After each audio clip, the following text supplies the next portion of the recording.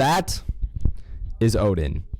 Odin is a drug dealer who sells drugs to people who are addicted.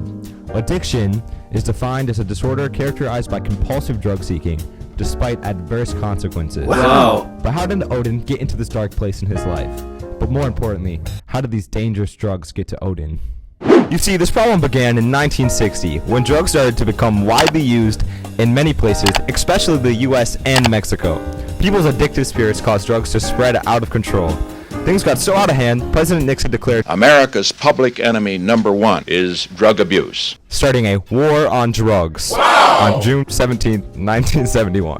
But why are drugs such a problem? Why would it be so necessary to treat drugs with such a hazardous approach? Well, drugs on their own can have harmful effects on a person's physical health, but let's focus on the social, political, and economical problems that are influenced by the manufacturing, distribution, and use of drugs. First of all, drugs can cause violence among buyers and sellers.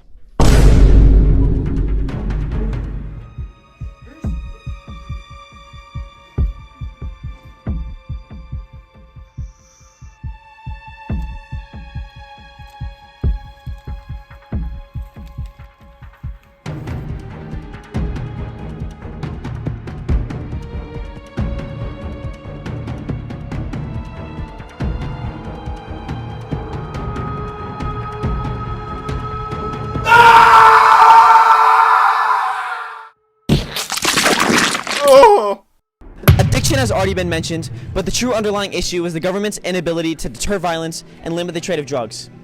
85% of the prison's population has an active substance use disorder or were incarcerated for a crime involving drugs or drug use. The drug epidemic is increasing crime rates, so the criminal justice system is overwhelmed by drug-related crimes, and because of that, the ability of police to ensure community safety is being severely tested. President Richard Nixon dramatically increased the size and presence of federal drug control agencies, which led to tens of millions of people getting arrested. This has only filled prisons and destroyed lives and families without reducing the availability of illicit drugs or the power of criminal organizations. The war on drugs never started with good intent. A top Nixon aide admitted that the real reason for starting the war on drugs was to take on anti-war hippies and African Americans and associate them with drugs to demonize them on the news. Well, I'm not a crook. I've earned everything I've got. Hey man, that sounds horrible. What's your plan to fix this problem? Great question. Let's talk.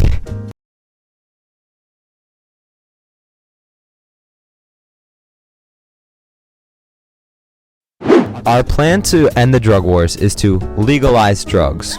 Drugs would be produced legally by the government without the risk of gang violence. The amount of overdoses would decrease due to the government's ability to distribute these drugs properly. Being in charge of the manufacturing of these drugs would lead to the government making money off of the drugs themselves, and that money would be used to fund rehabilitation centers to help combat the drug war.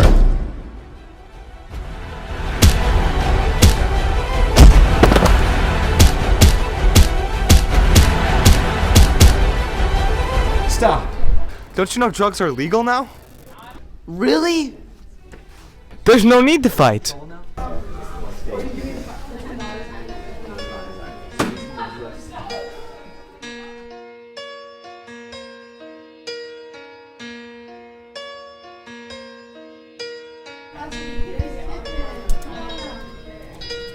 Turn around, every now and then I get a little bit lonely and I never come around. Turn around, every now and then I get a little bit tired.